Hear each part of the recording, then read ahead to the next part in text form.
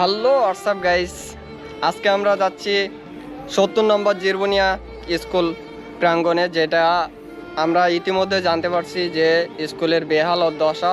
সেখানে পোলাপান যেতে পারতেছে না, আসতে পারতেছে না, স্কুলে লেখাপড়ারও খুবই সমস্যা হয়ে যাচ্ছে। স্কুল ভেঙে ভেঙে ধসে ধসে পড়তেছে মাটিতে। আমরা সেখানে যাচ্ছি, বাদবাকি আপনারা ভিডিও অংশ উপভোগ করুন।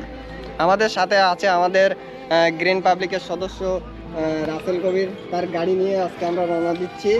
হ্যাঁ রাসেল ভাই, কিছু বলতে চাও? ধন্যবাদ। সবাই দোয়া করবেন আমাদের জন্য। আমরা যাতে এই বৃষ্টির মধ্যে যাচ্ছি তেলুটি সরকারি প্রাথমিক বিদ্যালয়, ৭০ নম্বর সরকারি প্রাথমিক বিদ্যালয়। আমরা ওখানে যেয়ে ওখানের পরিস্থিতি আপনাদের দেখাবো, সেইটুকু সবাই দেখার জন্য অপেক্ষা করুন। আল্লাহ হাফেজ। আসসালামু আলাইকুম।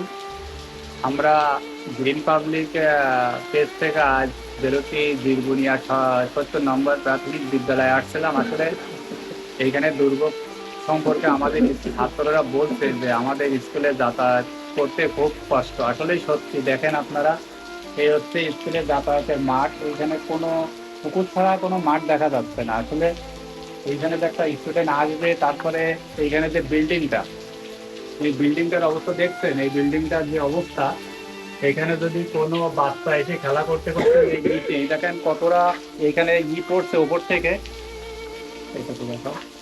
এই যে ওপর থেকে পড়ছে, কিন্তু এগুলো সব কিছু ওপর থেকে। এখানে একটা বাচ্চাদের ছুটে যাবে, গেলে যে তার মারাত্মক একটা ক্ষতি হয়ে যেতে পারে। আসলে এই বিল্ডিংটাও এখান থেকে অপসারণ করতে হবে খুব দ্রুত, তা নাহলে আমাদের কখন কার বাচ্চার যে ক্ষতি হবে আমরা এটা বলতে পারবো না। ঠিক আছে। আর আমরা আসলে এখানে যে ছেলেমেয়েরা এই মাঠটা যে পানি সরানোর কোনো ব্যবস্থা নেই, তো আমরা কর্তৃপক্ষকে জানাবো যে আমাদের এই ভিডিওটা দেখে আপনারা আপাতত বাচ্চাদের কথা চিন্তা করে একটা পানি সরানোর ব্যবস্থা করে দেবেন।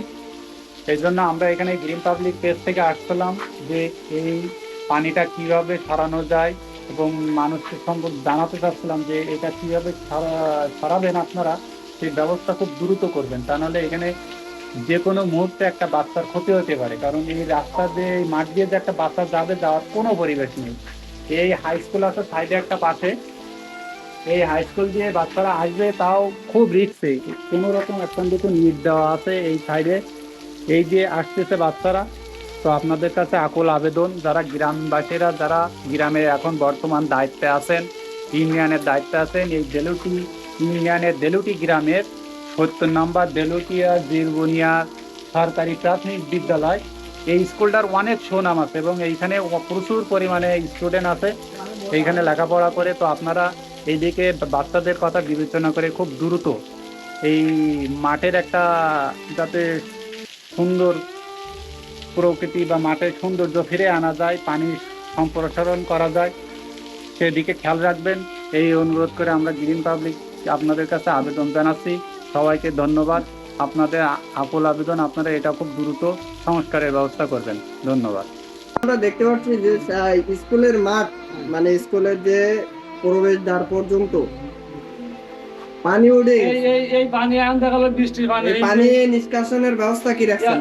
এখন এই যে বৃষ্টি, এখন পানি বেরোনোর কোনো লাইন নেই। এখন ডুবি আমার ছেলেপিলি মরবে, আমরা মরবো, এখানে কোনো ব্যবস্থা নেই। এ তো কেউ খেয়াল টাল করে না।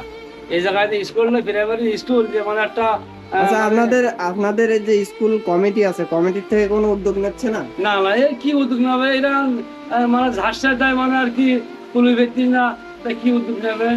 এই উদ্যোগ করলো কি নেই এটা কমিটির, যে মানে একটা ব্যবস্থা, এই জ্বালানটা ভেঙে যাচ্ছে, ওই একটা ভেঙে যাচ্ছে।